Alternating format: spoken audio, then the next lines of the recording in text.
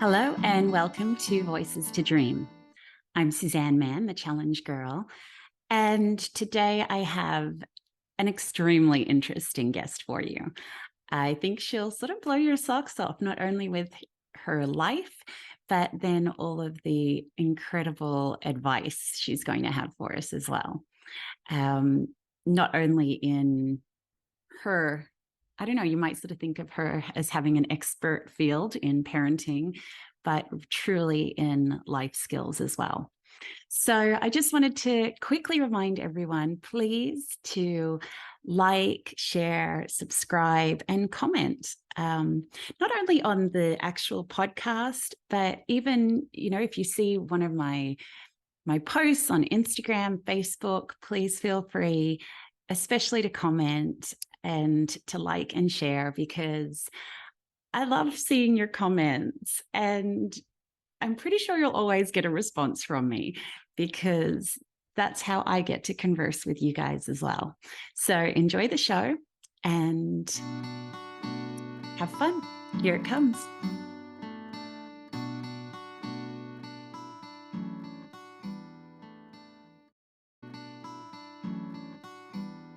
Hello, and welcome to another episode of Voices to Dream. I'm Suzanne Mann, the Challenge Girl, and I am super thrilled to have my guest with me today. Now, this guest, okay, for those of you who don't know, I've just recently moved to the Bahamas, and I have 3 children. I live here with my 3 children and my beautiful husband, and they go to a local not-for-profit private school called Lyford Key International School. And they're community-based, but with a global focus. They have the most incredible teachers with the incredible, amazing qualifications, but they know the importance of furthering that professional development all the time. So a month or so ago, I actually had the opportunity, because the teachers were having a professional development day, and the school invited parents to come along if they wanted to. And I always jump at anything like that, because I want to learn too. And I was lucky enough to meet the beautiful Barbara Coloroso. Thank you for joining me today, Barbara. Thank you, Suzanne. And it was such a joy to be once again back in the Bahamas working at Lyford Key with educators and parents and other community members who are very Yes. concerned about raising resourceful, resilient, responsible, compassionate human beings from the time they're in early childhood, literally, Yeah. uh, through their teen years, which is my goal over the last 52 years in helping parents and educators contribute to helping young people become all that they can become. People who know how to think, not just what to think, who are Yes. willing to stand up for values and against injustices, who are not easily led, who don't do to please, who have what Carl Sagan said all 3-year-olds have, that gift of skepticism and wonder, the why Yes. and the wow. Wow, look at the mud puddle. Wow, look at the trees. Wow, look at the bug. And why? Because I want young people who have it at 3 innately to keep that going. So in the teen years, when their peers say, let's go vandalize that building, I want them Mm, to say, why on earth would I do that? That skepticism, but also the wow of life. They tend yes. not to harm themselves and others when they are still wowed by all around them and themselves as wonderful human beings who can make a difference. It's the wow is for me. I mean, my biggest problem when I met Barbara was that I wrote so many notes that I couldn't keep up with everything. But the very first thing I wrote there was the wow and why, because I love that as well. For me, that's again, that's part of, although you're a parenting, teaching sort of expert, these are life skills. And it's, those are skills that I still want to have, even at my age. And I want, my parents to have, to be, because that wow is like showing gratitude as well. These are incredible things. And I have, It's gratitude. and joyfulness, That's gratitude and it. joyfulness. And yet, if you look at little ones, it's there. Yeah. And what we want to do is not cover it over, Yeah. not demand that they behave, but invite them to Yes. behave because they are fully capable of being that one to stand up for their peers, to have that gift of skepticism and wonder, to Yeah. even question the parent and say, Oh, "What?" some of it sounds a little scary, but so we're going to be discussing a lot of stuff today, but we're sort of going to be I've made this into a little bit of a we're going to have a little bit of an insight into Barbara's life. We're going to look at some of these life skills. We're going to be talking about some of the skills that Barbara has Barbara has written many books, many books, but the one that I've just recently read is Kids Are Worth It. And this byline is just, these are like some of the most beautiful words in my life. I love these words. Raising resilient, responsible, and compassionate kids. So that's what I try to live by. So we're going to be doing that. And at the end, we might even do something a little bit different with this podcast. And I might, over the next little bit of time, I might be posting a few little outtakes as well, where Barbara gives us some tips or some little looking into some other little aspects of her life that we don't get to in the podcast. So we'll get started. But before we get into your life, I just wanted to see how you're checking in today, Barbara. How are you checking in? Oh, it's just so exciting to share what I have been living with my own 3 children and now grandchildren, is how to just be that connected human being. I mean, we've just been through a pandemic and the loss and the grief. And I remember at Life for K working with the people who worked with early childhood children and them worried that the children didn't have the social graces they typically see at that age. And I say, remember, they've been isolated for 2.5 years. And it's so important that we say, okay, this is where they're at, where they can go and what we need to do to get there. And that we honor all of our losses as well as all the wonderful things we connected with during that time. You know, I remember when one of my daughters, was diagnosed with cancer.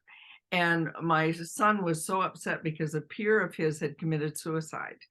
And here my daughter was struggling with a life-threatening Yeah. tumor. And he came home so angry. And I said, you know what, Joe, life is not fair. It hurts and it's very, very good. And so it was looking at this saying, wow, we can get through this. And we have to hold it in that perspective. I've often gone back to the Sufi saying, this too will pass. And people know that in the bad times, you know, but the full quote is remember in the good times and the bad, this too will pass. That living in the moment with children is so critical. If we're always worried about, oh, how are they going to turn out? We miss how they're becoming right there Yeah. and who they are.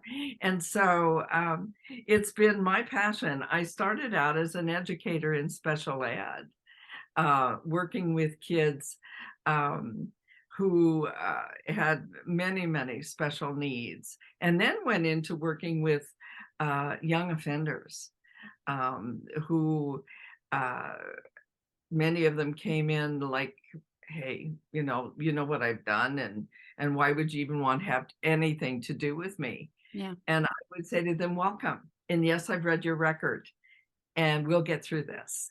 You know, being that sense of whatever it is. I talk about in parenting mealtime and bedtime and chores and sibling rivalry and allowances and potty training and getting your kid out of the local jail. And people go, what?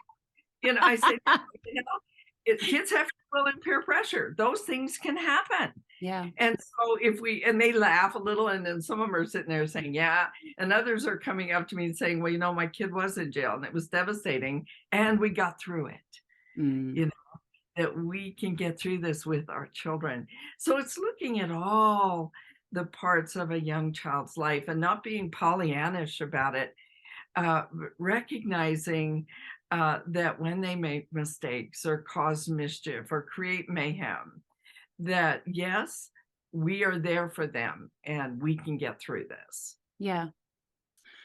That's it. That's it. And I quoted that Soupy saying, but the full version of it. That's the full version. Yeah, It's not I quoted that to an adult just the other day, and I'm so glad that you told me that, because yes, I had always just heard the sort of the sadder negative. part. Yeah, the negative part. But that's it. It's this whole thing of in the compassion course that I teach sometimes, we talk about how it's sort of like having a stress ball or something in your hand, and you just can't, you can't hold on to it and squeeze it too tightly, because it's not going to work. But you also can't hold it too loosely. It's just about getting it right and knowing that Honoring it. that moment's there at the time. That's right. And enjoying it for what it is. And what a wake-up call to me when I said to my daughter's oncologist, I wish it could have been me Oh my that goodness, had this tumor. And he looked at me. Now, remember, I've been doing this about giving kids agency and helping them become all they can become. He said, what makes you think that your daughter isn't strong enough to handle her own burdens? And it was like, oh, I need to be there to guide and to support and say, you can do this, hon.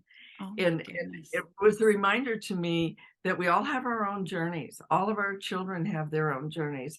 And our job is not to be out in front of them to pave the way, make it easier, or over them to punish them for when they mess up, but to stand behind them and guide them. Yeah. And give them those, what I call 6 critical life messages. I believe in you. I trust in you. I know you can handle this. You're listened to, you're cared for, and you're very important to me. Children need to hear that in lots of different ways every single day. Yeah. And I say to educators, being an educator myself, when I walked in that classroom, I didn't care where a kid came from. Dad's an alcoholic, mother has an interesting occupation, brother's been in jail. Every kid needs to know you matter, that you matter right here.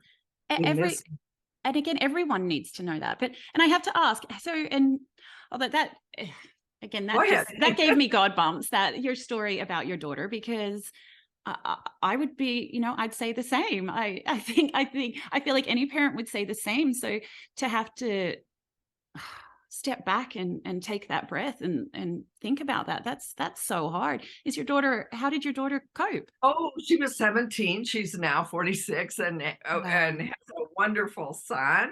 Yeah. And had to make some very heavy decisions during her pregnancy with him, because going off medications and the like. And she did it. She's such an inspiration to me. Yeah. When our son graduated from high school, and I have 3 kids, Anna, Marie, and Joe, and Anna had been diagnosed with something during her senior year, and Joe wouldn't go to a doctor his senior year. He wasn't getting diagnosed with anything. And when he graduated, his 2 sisters grabbed him and hugged him and said, you made it.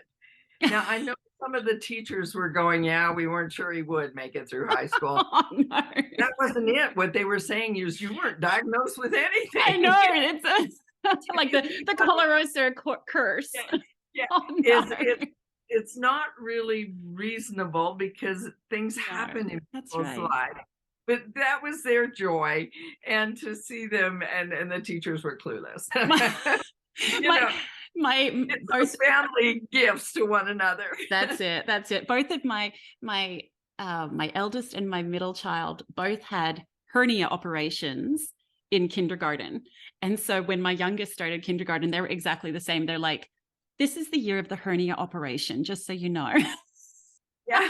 He never had one. Yeah. If you're gonna do it now. And it's like my mother used to say, I brought home every virus that existed in kindergarten. Brought it all home to everybody, all 5. I'm one of 5 siblings. Oh my goodness. Well, So, that takes me into actually I wanted to ask you about, your upbringing. Where do you come from? What were your parents like? I must say my mother and father both in their later years worked for me. And my mom would Wow. come to my lectures and say, "Where did you learn all that stuff?" Because she struggled and my dad struggled with issues in their life. My dad had been in World War II, and they had their own personal that we all bring to our Yeah. lives, in our adult lives. And she would say to me, "Where'd you learn all of that?" Because it didn't come from the family of origin. They did the best they could do. Yeah. And um, I must say, I did take a little journey after I left home. At 17, I entered the convent, a Franciscan order. What makes you To wanna do that at Well, 17? I don't know. I wish I did. I've Okay. explored it.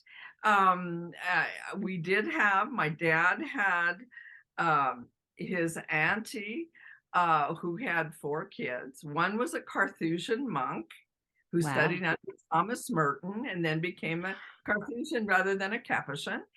One was a priest who worked with AIDS patients early on in the pandemic and gave them a lot of solace and comfort when that was not the in thing to do. Yes, yeah. And kudos to Liz Taylor, who privately did that kind of thing during that same era. Yeah. And then Aunt Helen also had a daughter who was a nun at Notre Dame and was a missionary in Taiwan, and then had a daughter who had 7 kids. So my auntie Helen had a tremendous influence. Yeah. She was really my great aunt because it was my dad's aunt. And I had wanted to work with seriously handicapped kids, having started doing that at 15 when I asked I was a lifeguard and asked my boss if we could have, because a dear friend of mine had a sister who couldn't take those lessons because she had a severe handicap. Right. Um, and I asked him if we could start one for kids with special needs, knowing nothing, knowing absolutely nothing. And kids showed up who were deaf, who were blind, cerebral palsy, who had mental retardation, the old term in those days. Yeah. And it was like, oh my goodness. And we all pitched in as lifeguards, and it was wonderful. And I knew then at 15, that's what I wanted to do. And Wow. so my dad's cousin, who was a nun, said, "Oh, you don't want to come to our order.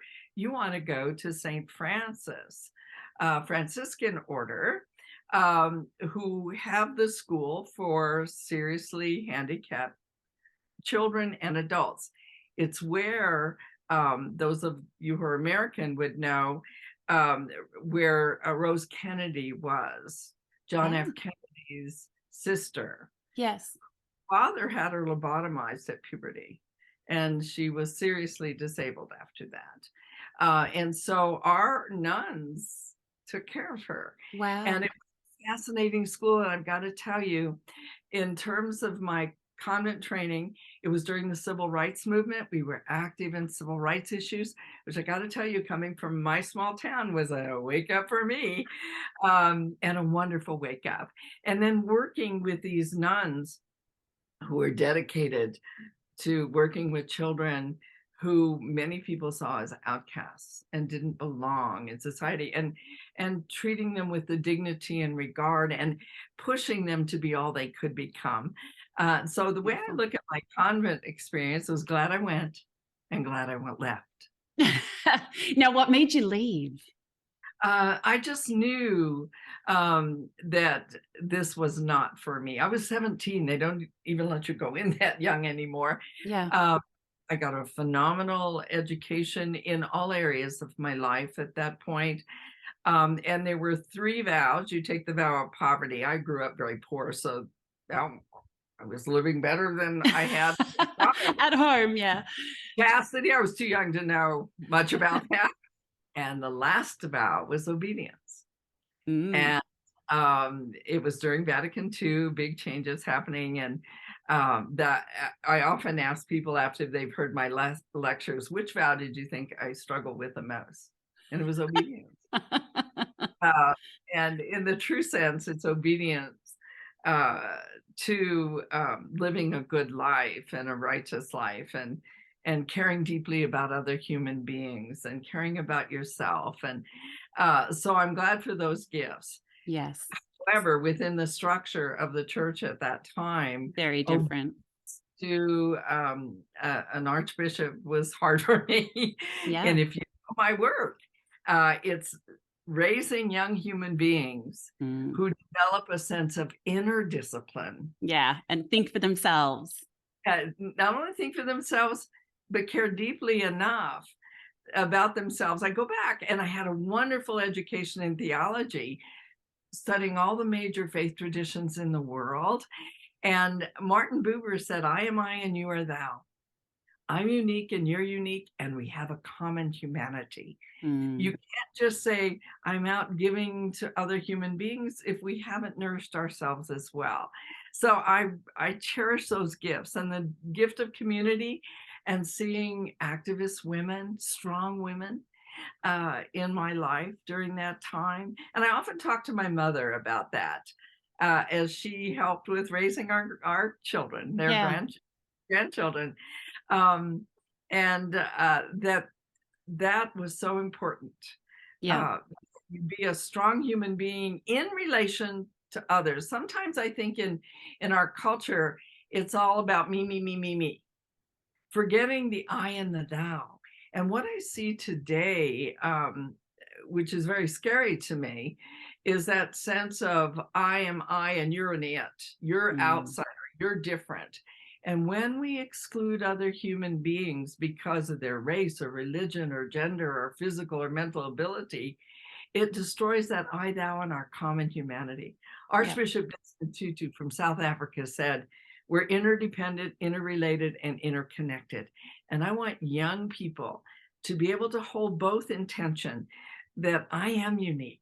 I have gifts that I need to honor and recognize. I also have liabilities, and I can draw on the strength of others and need to be interdependent, not dependent, but interdependent, and recognize and honor them for the gifts that they truly are. And then how do we create community? And that starts very young with honoring that little one. Yeah. And saying, you can be me. I want little children saying, I can be me. That's why I loved about Sesame Street. I have to tell you a story about that. When I was on Oprah, and I got the wonderful opportunity to be on Oprah as a replacement. And stop saying that. You got to stop saying that. I don't care about the replacement part. You were on Oprah. I was. And now you're on Voices to Dream. Yes, Voices to Dream now. And I love it. I love the wonderful, I must say, she and Deanie Petty, who was the Oprah of Canada, how they both really kicked off my international journey, both in my books and in my personal journey as well. And being on Oprah, taking that leap there, and having that wonderful opportunity, I look at that and I say, you know what? My children were embarrassed. They were teenagers. Oh, and they say, please, Mom, don't tell anybody you were on Oprah. Oh, yeah. Yeah. Well, my youngest, who was, I think, a freshman or a sophomore at that point, I had 3 kids in high school at the same time. I had 3 and 3.5 years made up for goodness. Years, right? And he walks into school and his art teacher says, I saw your mother on Oprah. And it was like, oh, my. However, when in their 30s, I was invited to be on a board for Sesame Street for resiliency and bullying.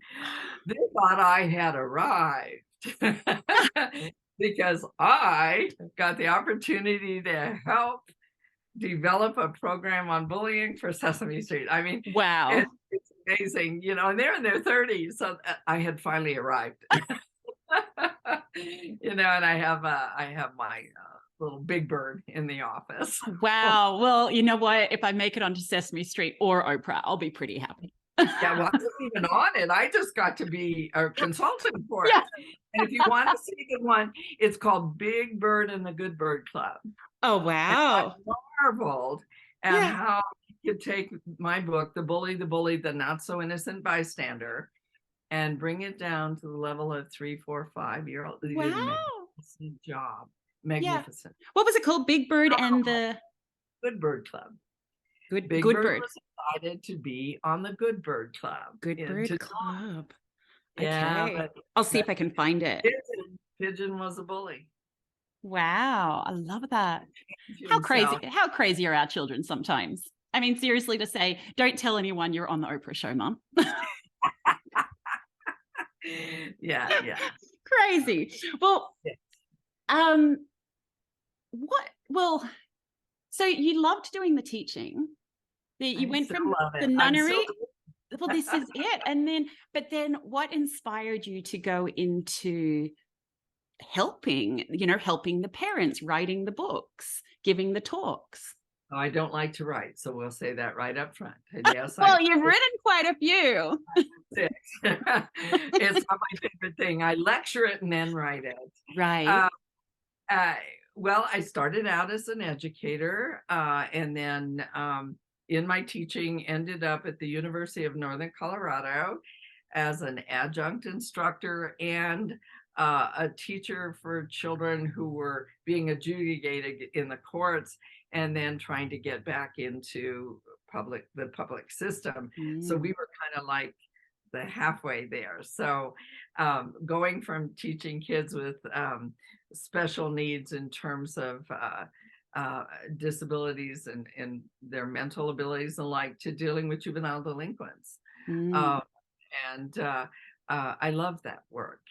And the requirement at the university was that you taught the kids in the day and people observed you. University and students would observe you. Right. And teaching students in the university at night. So it kept you grounded in the research, but also in the everyday real life with that kid saying, not doing it.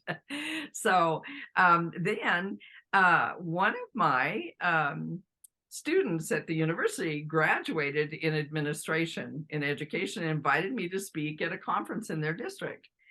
And from there, it took off. And then one day I got a phone call because somebody had gotten very ill and they were supposed to do a keynote at a special ed conference in Ottawa, and Canada. And they called me and said, can you be there tomorrow? I called my husband at work. I said, hon, Mom's got to come out to help take care of the kids, but I'm heading to Ottawa. Wow. Well, it was a nationwide conference there. And from there, people started asking me. It just snowballed, both at home in the United States and in Canada. And then the opportunity to work with the Department of Defense in both countries, the Canadian military and the US military in their schools overseas, and then international schools. However, once in Hamilton, Ontario, they had a professional development day. Now we're talking 50 years ago, 49 with Canada. The professional development days where teachers would get the same kind of training you attended at Life. And parents were upset that kids were off school for a day. So the administration said, would you mind doing a parent session? And so that's how I began to do parent sessions in Hamilton, Ontario. And I loved it. I think the parents enjoyed it because the philosophy is the same. It's the same.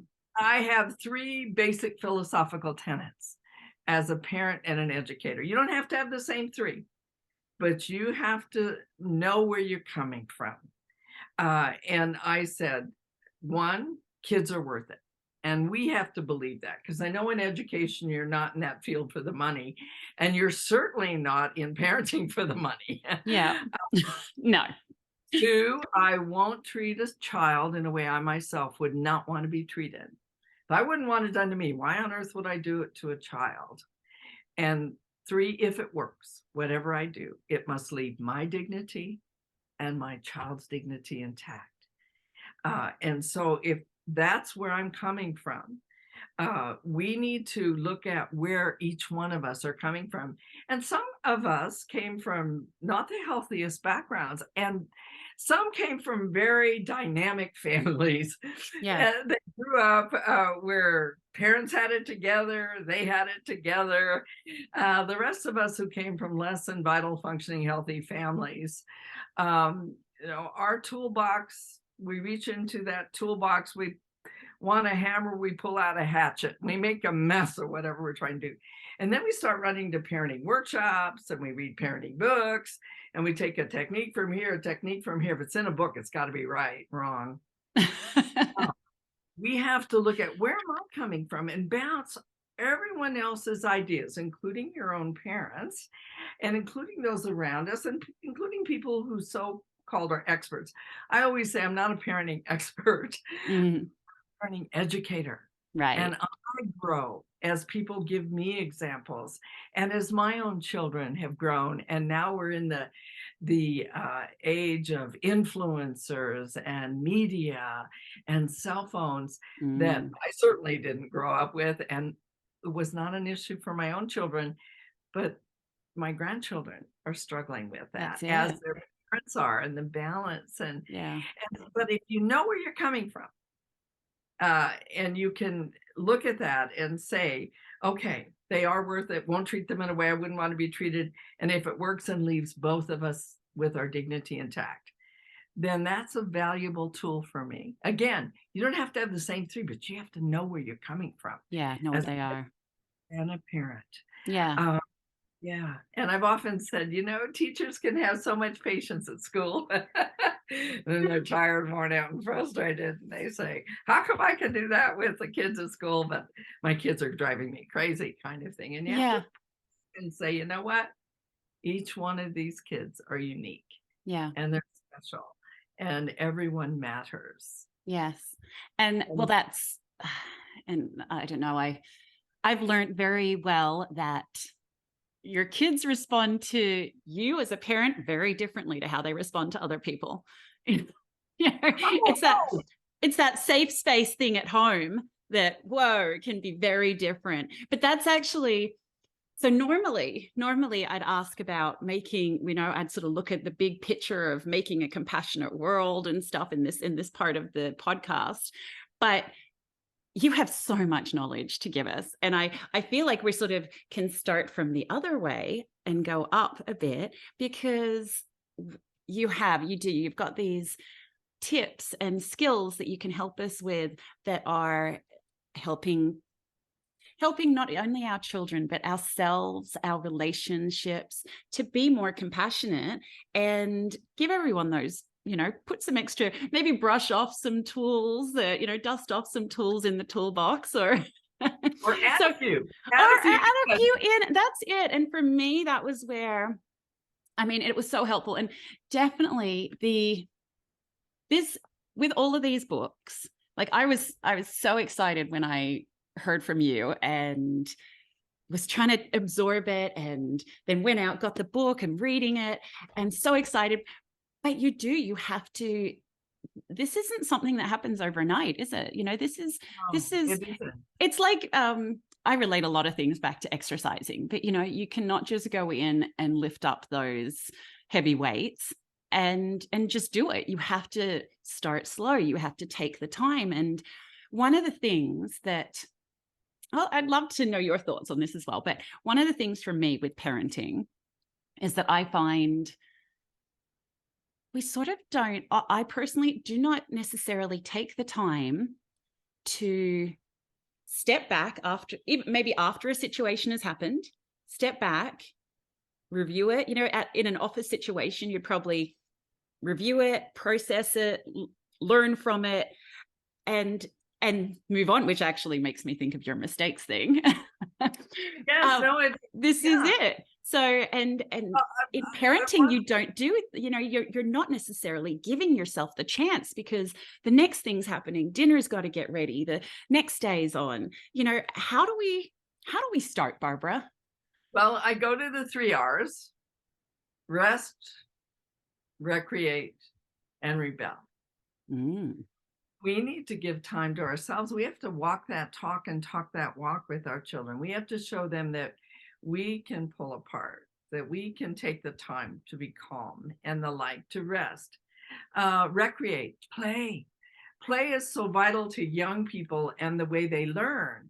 And we also now recognize that play is critical for all of us, to be playful, to mm. be able to take a moment and stomp in the mud puddles with our children, to be able to listen to our teenagers' music and say, talk to me about that. I didn't get that phrase. Help me out here, because they love to teach you. Or, can you show me how to do this? I got to tell you, when the pandemic happened, this Zoom room was created from a bedroom.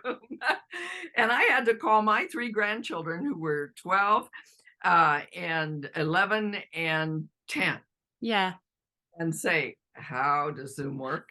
And they were so, oh, Grandma, you got to get ring lights and you have to hardwire into the computer. Okay. So them, and they felt so good being able to teach me something. Yes. And so we have to have that give and take. And we also have to recognize that we're going to lose it sometimes. And anybody out there who's never lost it, good on you.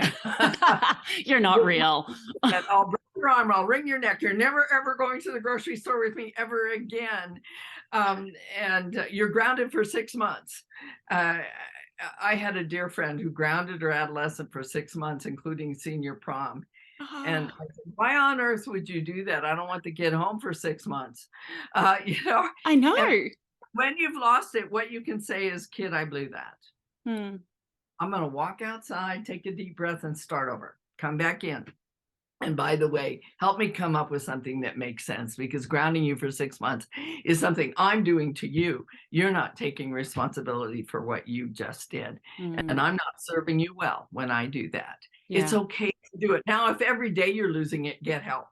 Yeah. It's important to recognize that there's a time any of us can say, I need help. We can't always do it ourselves.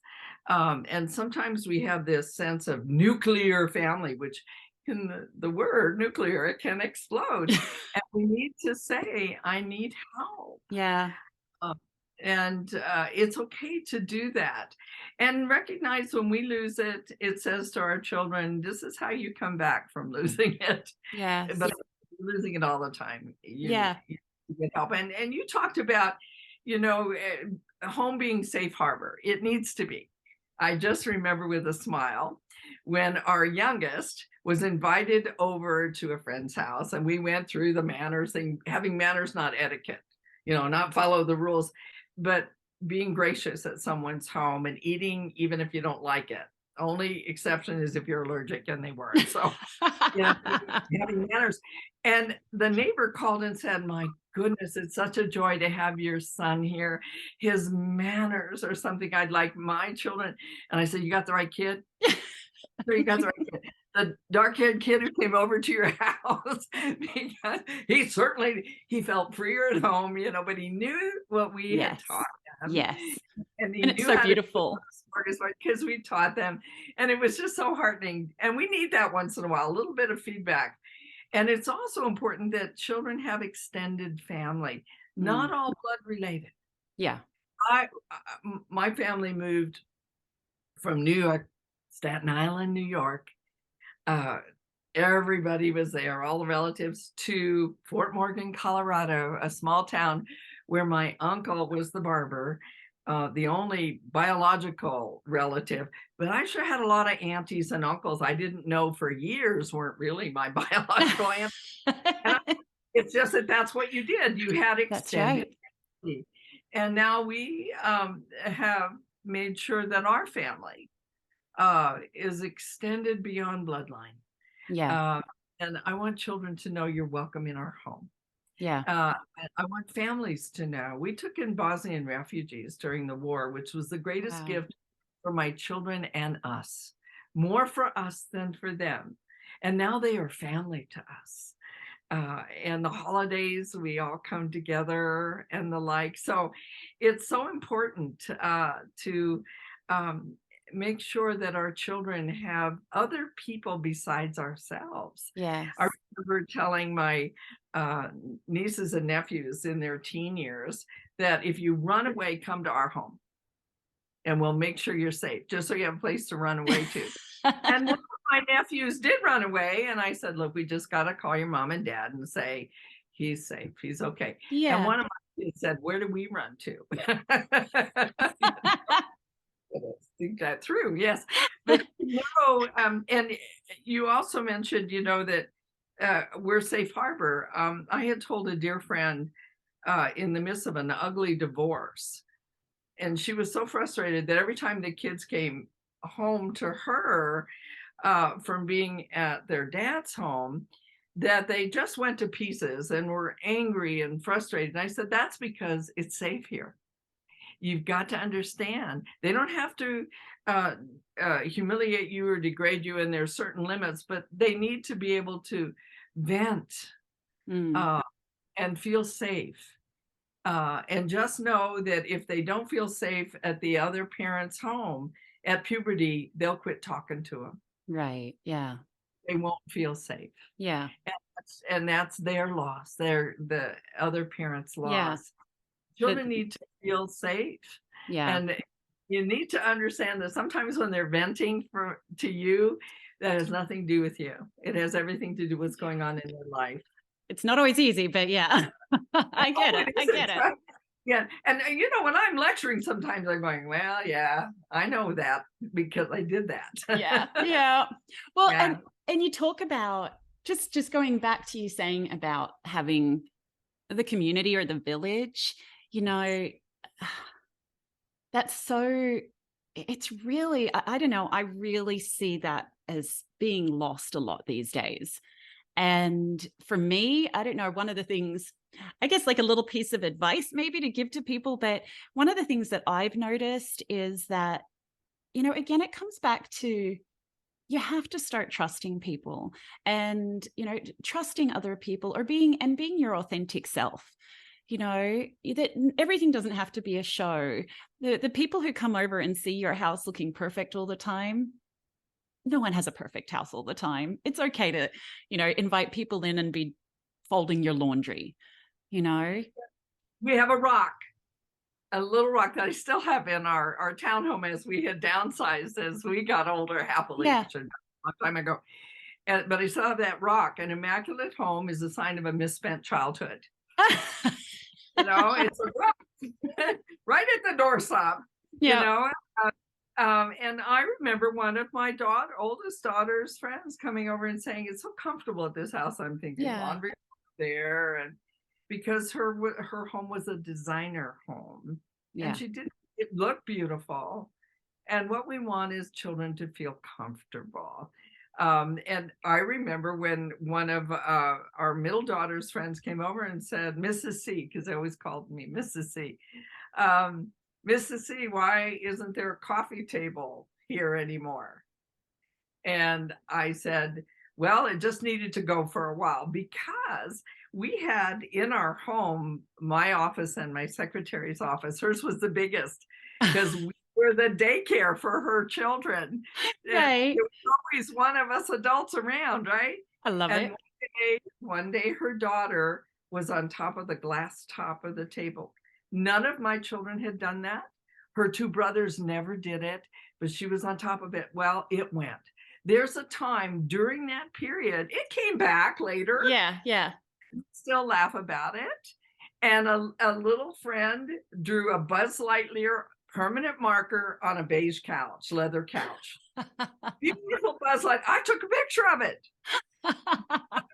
Fine. And she said, "Oh my goodness, what are we?" I said, "We're going to leave it." And you know what he is today? A graphic designer. Oh, wow. He was this little Buzz Lightyear on this leather couch. That's a good story. Have you still got the picture? Yeah, you look at that and you go, you know what? It's okay. Yeah. You don't sweat the small stuff. Yes. And to get hysterical with him, oh my gosh, you ruined it. I mean, the poor mom was just mortified. I said, no, Yeah. no, I have an artist. My son's an artist. We get it. And, we've had accidents at our home. I'll never forget. And I grew up very poor. So we have this nice home, new carpet. Our home with our 3 little ones in it. And Maria decided to see what happens when you put the iron on the carpet. Oh. And it just kind of melted it all. And I looked at it and I went, oh. And she was mortified what happened. I mean, she realized something was wrong here. And the iron's got the gooey stuff and nylon carpet. Yeah, it was. And I looked at it and I said, whoa, what do we do? I mean, I could punish her, but I'm not into punishment. I could also go rescue her and say, oh, it's okay, sweetheart, I'll take care of it. Don't worry. Instead, I really believe in giving life to a child's learning, to discipline. She recognized right there this little imprint. And so I said, well, one of the things we could do is cut all the black off. And she took her little scissors, cut all the black part of the nylon off. Yeah. And it was a little indentation, but it's there till we moved. Wow. If you look at that, and one of our other ones had drawn on the wall, and we had paper up for them to do, but drew on the wall, and you look at it and go, okay, let's talk about limits and boundaries. Yeah. You And our must. home, you can paint on the wall and make it, but let's do it in this space. Right. Yeah. And you can do it here, and it's good. When you go to somebody else's house, not such a good idea. Yeah. And well, you must have a very, wall. your relationship with your husband must have been very, simpatico there, because I mean, you've got to make sure you're on the same page with this stuff, don't you? We do. And I had the wonderful opportunity of marrying somebody who worked with refugees, migrants, and children with special needs. We had a lot in common. However, we were raised very differently. And both of us recognized that if we wanted to raise our children differently, that we both had to put new tools in our toolboxes. And so it was a journey for us. And like losing it, why would I talk to people about losing it? I've lost it. That things you never go into the grocery store with me ever again. That doesn't make a lot of sense, So you learn from that. And yes, we struggled. One of the beautiful things was that we liked one another. Yeah. And we could, Dawn could say, you're a little harsh there. More often than not, it was me saying that to him, that you're a bit harsher, because that's what he grew up with. And with 5, I was the second of 5. And I was often with my older sister, very much taking care of the younger ones. And so we came from different backgrounds. Yes. However, I had that interjection of convent, where I saw very powerful women standing up and speaking out, and very deeply caring people. That also gave me some good tools working with children with special needs.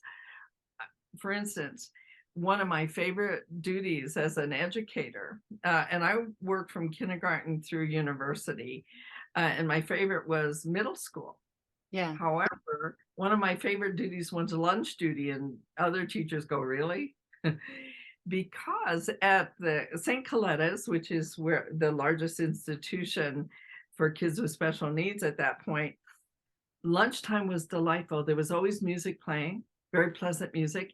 And every child, regardless of their ability, would have a white cloth at the end of the table. They'd set their own place. And if somebody had physical disabilities, somebody else would help them. Yeah. And then at the end of the meal, they each wipe their own place off to make it ready for the next person. Beautiful. And I learned from that with my own children then. And in middle school, I would walk around, sit down with kids and talk to them about, okay, how can we be socially responsible here? And they kind of look at me and do what? What are you talking about? I'm talking about Yeah. sitting here, respecting other human beings and respecting yourself and wiping up for yourself. Have you ever seen some middle school and high school cafeterias? You go, oh my goodness. I want to give kids that sense of responsibility that you can do this, kid. You can help with this environment right here, and make it a better place. I was in Japan working in an early childhood program and just watched the educators help little ones become responsible for themselves and others. Yeah. At the end of the day, they all put their little chairs up, dump the trash can to make it easier for the custodian. Beautiful. What a concept, Yeah. Yeah. that we're all in this, Yeah. that we're not waiting on you hand and foot. That doesn't serve you well, and it'll make me crazy. Yeah. You also don't demand of you what you're not fully capable of yet. Mm-hmm. That we recognize that you will make mistakes and you will create some mischief. And how do we help you take responsibility for that? Yeah. Beautiful. No, well, actually, and again, we've mentioned the word mistakes a few times, and it was one of my aha favorite things from your talk. So I was wondering if you could go through the 4, because I think this is just a great thing to have in your toolbox. Again, not just with kids, but with yourself. I've used it with everyone. I mean, I've even said it to my husband before. That's the goal. This is it. These aren't only for children. If we're raising to be that responsible and resourceful, resilient, compassionate human being, that means that they'll have those skills when they're older in all of those experiences. That's right. So I did 3 different things: mistakes, mischief, and mayhem. The 3 M's. Yes. And with a mistake, what do you do? A mistake, let me give you the difference between the 3. A mistake, you have a little child who's scribbling on the paper and it goes off. Permanent marker goes off because they took the marker you knew you'd put away, right? That's a mistake. Another child does tic-tac-toe on the table. That's mischief. Another child writes another child's name and a gross term. Mm-hmm. That's mayhem. All 3 are markings, but all 3 have very different. Yes. So let's go to mistakes first. A 3-year-old breaks a glass, or it can be a 16-year-old backing out in the parking lot and hitting a post that they didn't see. Those are mistakes. They weren't speeding. It was not visible in the line of the car, and they made a mistake. There are 3 kinds of families: brick wall, jellyfish, and backbone. Brick wall, you klutzy kid, I swear you're never going to use glass again. You'll be using plastic the rest of your life. Get out of the kitchen. Which says to a kid, when you make a mistake, you are the mistake. You're the problem. Those are kids who start to hide their problems. I can always tell a child from a brick wall family when they make a mistake at school, because they cover their little butts because they're afraid you're going to hit them, which you never would do.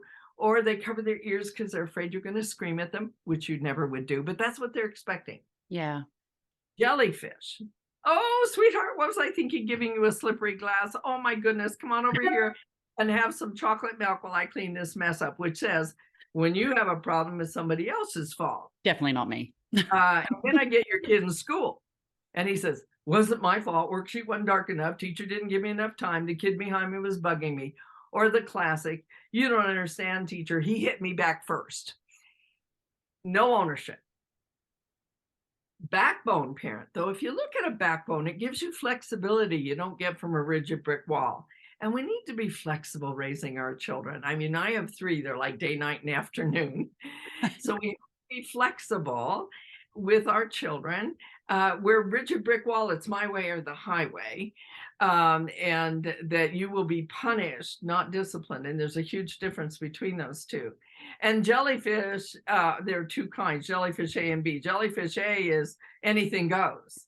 You know, I'm not going to have structure. My kid will develop it on their own. Not true. That's why we're here. And jellyfish be as those who neglect their children. And it has nothing to do with poverty. You know, so often we think if you're poor, no, many people who are poor make sure their children have breakfast. Some very wealthy people are out having power breakfast and the kid's on his own for breakfast or not eating. So it's just neglecting them for their own, because they have their own issues, or they're just so busy with their own life. But a backbone parent gives you that structure you don't get from a jellyfish, but it also provides the flexibility you don't get from the brick wall. So a backbone parent looks at that little one and says, you have a problem, go get me a bag. 3-year-olds can't pick up glass, but they can hold a bag. Yeah. Put the glass in, they help mop the floor up, and then you say, which of these 2 plastic glasses would you like to use today? Which says when you have a problem, what you need is a good plan. You know, when you make a mistake, you own it, fix it the best that you can, and often we fix it. Yep. Learn from it, and then move on. Move on. If we can remember that for our children when they make mistakes, that own it, fix it, learn from it, move on, then when our children have made mistakes in the bigger magnitude, but it's still a mistake when they're older. I talk about my son making a goal for the other team in a major soccer tournament, or football, as some people call it. Yeah. This call it soccer. And, you know, I looked at it, he had been pulled out of goalie because the forward was injured, and he was a left-footed forward. And he took his goalie stuff off, went in, fell on his face. His shoelaces weren't fully tied, not atypical of no.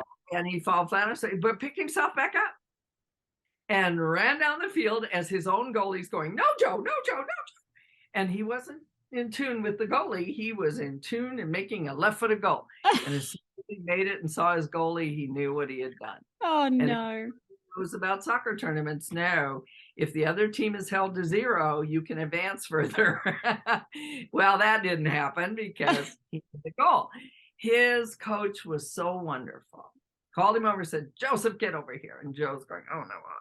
He said, Coach, I'm so sorry. He said, I don't want it. I'm sorry. That was a beautiful goal. Oh, my goodness. For us. Own it. Don't tell me it's because you came out of goalie. Don't tell me it's because you fell on your shoulder. Own it. I made a goal for the other team. Fix it. He went out there and made not just 1 goal, but 2. And what was even more heartening for me, the other team made a goal, so it would have never been 0 anyway. I love it. Learn from it. His coach said to him, if you ever come out of goalie and going back on the field, lean in with one of your shoulders to the direction you're supposed to be going in. Little tool, and move on. Beautiful. Instead of saying, well, you can't play in the tournament, look what you did. Now, own it, fix it, learn from it, move on. Yeah. And then we have mischief would be the next level. And I'm going to use Joe as an example again here. He made that mistake, but he also created some mischief in grade 3. He broke the beaver bait jar at the Natural History Museum in Denver. Could have been worse. Could have been an irreplaceable dinosaur leg. So lucky. Very replaceable beaver bait jar. I was so pleased he was not punished. He was not paddled, which sadly is still allowed in 19 states in my country, including my own. But our district had banned it. That's punishment. Paddling is doing something to them. Discipline is doing something with them. So when they create mischief, you don't rescue them and you don't punish them. What you do is hold them accountable. And I was so pleased that he was not paddled. He was not sent to the principal's office, which could have been punishment. He didn't have to write 550 times, I will not break a beaver bait jar. And he didn't get banned from the next field trip, which sadly to say happens to a lot of kids with special needs. Yeah. His teacher handled it very beautifully. She said, Joe, you have a serious problem here. I know you can handle it. He had to write a letter to the Natural History Museum. He had to replace the beaver bait jar, which is a trip unto itself. And for those of you who don't know what beaver bait is, yeah, it's female beaver urine. He will never break another beaver bait jar. And before he go on the next field trip, he had to have all that done and have in writing how he would handle his feet, hands, and mouth creatively and constructively on the next field trip. He was shown what he'd done wrong, given ownership of the problem, given ways to solve it, and most importantly, it left his dignity intact. Beautiful. Did he have fun? Absolutely. And that really galls people who are into punishment. You know, how dare a kid have a good time fixing a mess he made? Yes, he had fun. The Saturday morning, he got to go with the game warden. He got up early, got his little knapsack all ready. And then the game warden very patiently explained to him how he had to collect female beaver urine. His eyes got huge. He looked at me, he looked at his dad, who was now smiling, and he said, I have to do that. And the game warden said, well, I didn't break the beaver bait jar. Own it, fix it, learn from it, move on is for mistakes. But show them what they've done wrong, give them ownership of the problem, give them ways to solve it, leave their dignity intact. And you say, but wait a minute. A child breaks a glass or runs into a post at school. Why is that a mistake and his not? Because of what he was doing. Yeah. As the guide was explaining dinosaur legs, he and his buddy were swinging their backpacks around.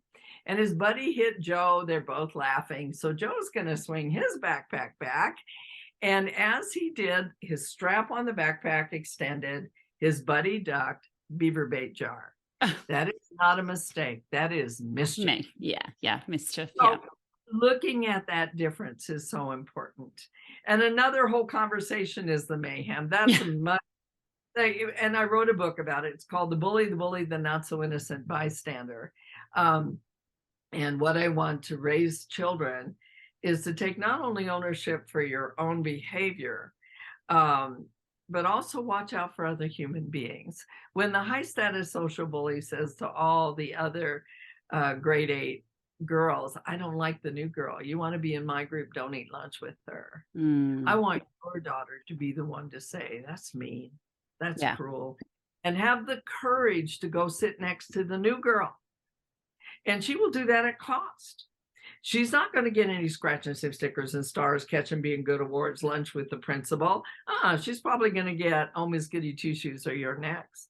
And I want your son, when he's in the locker room and someone is ripping another kid apart because of their race or their religion or their gender or physical or mental ability, the big 5 for hate crimes. What makes a hate crime different than any other crime? It's criminal bullying. Let's go mess him up. I want your son to be the one to say no. When the burden's heavy, when his friends say, what are you, chicken? What do you just like him? No.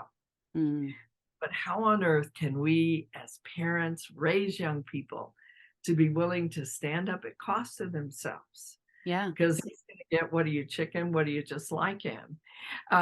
We have to walk our talk. Yes. And talk our walk. Yes. So how do you treat hired help? How do you treat somebody moving through the grocery store a little slower than you'd like them to? How do you treat that new neighbor who looks different, has a different language as their first language, dresses differently, eats different kinds of foods, has a different skin color? Your children are watching. Yes. And how do you treat the bigoted relative at the family gathering?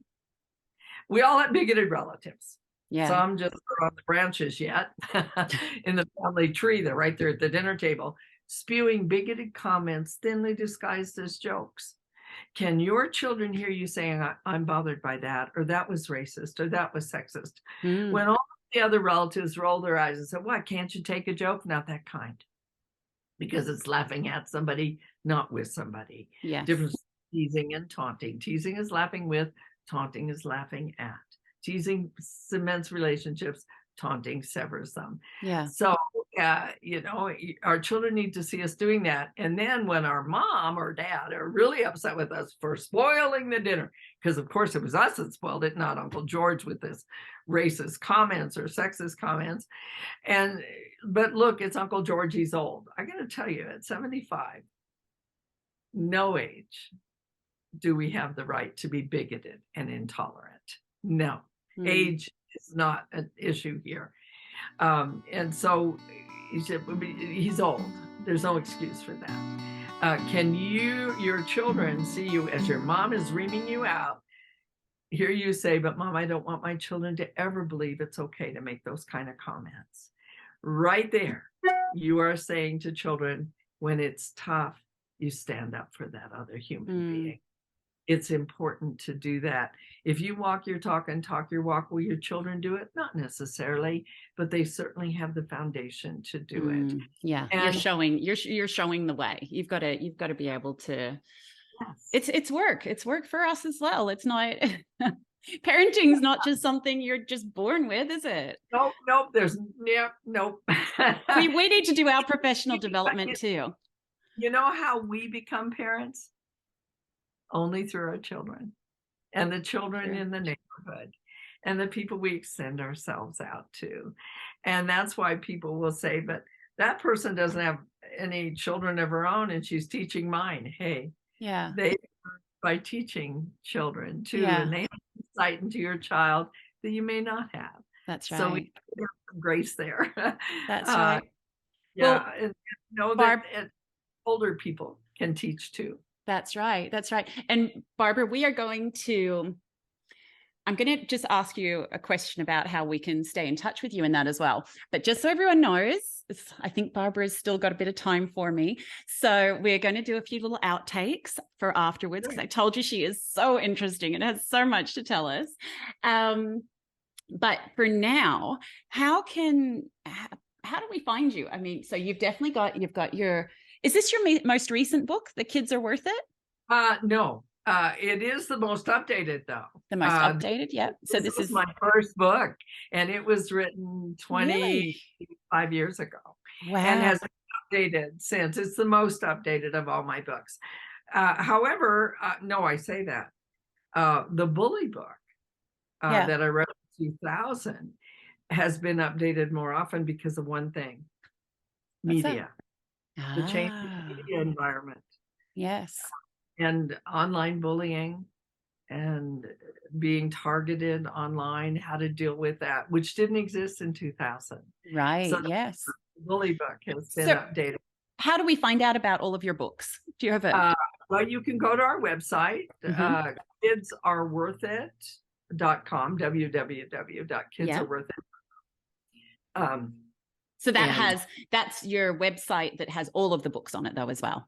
Yes, it has all the books, and you can order them from most major book outlets. Beautiful. Okay. And you're on Instagram? Don't ask me the title. That's okay. I can put it down there below. But you're on Instagram and Facebook? Instagram and Twitter. Not on Facebook. Not and on that's Facebook? a difference. I had written a book, my book after I'd been in Rwanda. I wrote a book called Extraordinary Evil. In the States, it's called Extraordinary Evil, A Short Walk to Genocide. And in Canada and internationally, it's called A Brief History of Genocide and Why It Matters. Extraordinary Evil. That's going to be one of our outtake conversations, because I'm so interested in that as well. It was banned in Toronto School Board for a period of time because the Turkish ambassador was very upset that I wrote a chapter on the genocide of the Armenians. And it was a political hot potato there. And so he got the school board in Toronto to ban my book, which meant the largest school district in the country, meaning no other district would pick it up. And the prime minister had to intervene at that point. And yet, so it caused a bit of media sensation. You want to sell a book, get it banned, you know. However, along with that, and I always felt bad when Penn International came in to support it and the like, because Salman Rushdie had just had death threats, and you know, recently he was attacked. So that's many, many years ago that he had the death threats, and the fatwa was still there, even though the mullah had called it back. Well, I felt bad, but then I didn't feel bad when I got death threats. And one of the recommendations from the RCMP, Canadian Royal Mounted Police, was don't be on Facebook because they'll find you. Right. And so I am not on Facebook. Okay. But I am on Twitter. Okay. Barbara Coloroso. I go by my real name.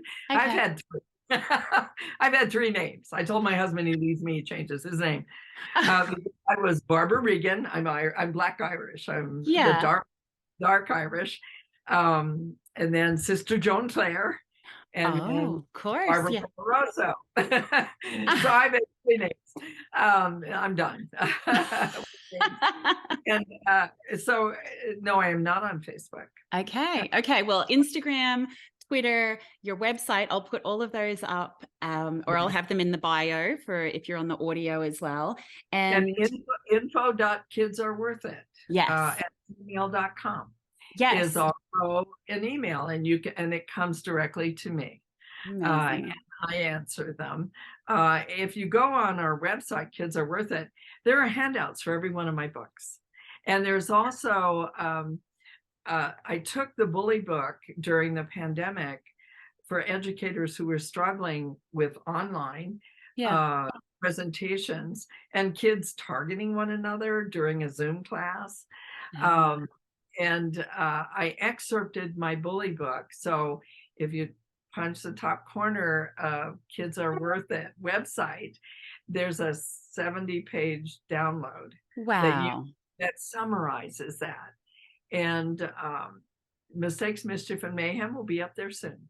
So. Wow. Oh, you're such a giver. You're such a beautiful soul. Thank you so much thank you for joining me today, Barbara. It has been such a privilege, and I hope to maybe speak to you again in the future. But again, stay tuned, everyone, because hopefully in the next few days, we'll have some outtakes and that coming as well. But thank you, Barbara.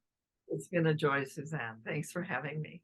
Thank you. And remember, everyone, like, subscribe, share, tell everyone about Barbara, and go and get on her website. My goodness, when you're getting free worksheets there and you can look up her books, why not do it? Thank you so much. I'll speak to you soon, everyone. Bye-bye.